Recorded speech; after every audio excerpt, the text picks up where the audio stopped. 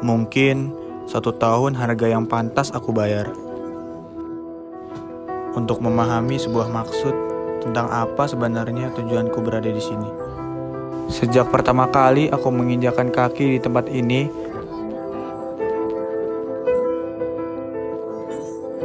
aneh rasanya melihat orang-orang berlalu lalang sambil memeluk kitab besar di dada mereka. Bagiku ini tidak biasa. Mereka bagai air mengalir menjalankan semua aktivitas tanpa henti. Bagiku, mondok bersamaan dengan kuliah juga menjadi hal yang berat. Pelajaran yang sama sekali asing. Terkadang aku pun tertidur saat mengaji kitab. Tak jauh beda dengan sekolah, kehidupan sehari-hari di Mahat penuh dengan duri. Jadwal yang sangat padat sering membuatku kerepotan dan lelah.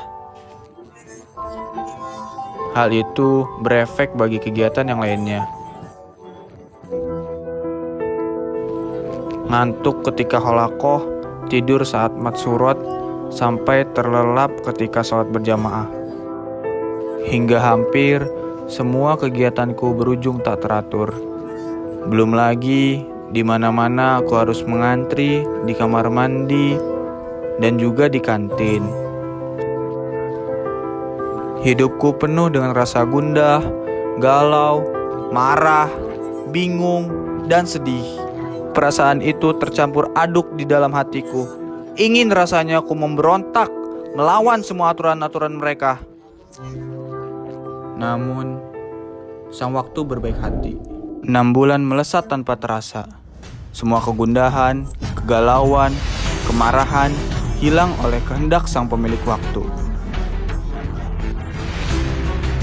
Belajar dengan menyenangkan, mendapat apresiasi dan pujian. Tiap kebersamaan, canda gurau, kulewati dengan hati gembira bersama teman. Tapi, aku masih punya pertanyaan besar. Apa sebenarnya tujuanku berada di sini? Hingga suatu hari, untuk tufail ya, di Mahat ini memang berat ya. Terutama kamu harus halakoh subuh, harus bangun pagi, harus tutorial malam ya. Bagi seorang santri yang awal-awal ya mungkin berat, terutama yang tidak dari pondok. Tapi kamu harus bisa melewati itu semua ya. Pedang itu untuk menjadi tajam ya, untuk pedang yang berkualitas itu harus dibakar dahulu, harus dipukul dulu, baru dia bisa menjadi pedang yang tajam ya.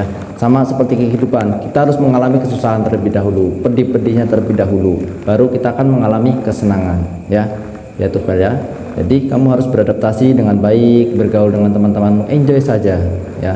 Paling tidak kalau kamu tidak bisa belajar dengan baik ya, tidak memahami dengan baik setiap pelajaran yang diberikan oleh mualim, para ustadz dan ustazah ya, paling tidak kamu berbuat baik dan tidak menyusahkan orang lain. Itu ya, pesan kakak itu saja. Semoga kamu nanti kedepannya menjadi orang sukses. Jika kamu tidak sukses di dunia, paling enggak kamu sukses untuk di akhiratnya. Semenjak itu, aku tahu. Aku sadar mengapa orang tuaku menempatkanku di Mahat. Di sini aku diajarkan ilmu agama, karena orang tuaku ingin aku menjadi orang yang soleh dan bisa bermanfaat bagi orang lain. Di sini aku ditempa dengan keras, karena orang tuaku ingin aku menjadi seorang yang kuat, agar kelak aku bisa merintangi kerasnya badai kehidupan. Di sini, aku dituntut disiplin dengan padatnya kegiatan. Karena orang tuaku ingin aku bisa mandiri ketika ia tak lagi ada di sampingku. Lebih dari itu semua, aku tahu orang tuaku ingin aku berperan dalam sejarah. Dan dari sinilah ku awali langkah.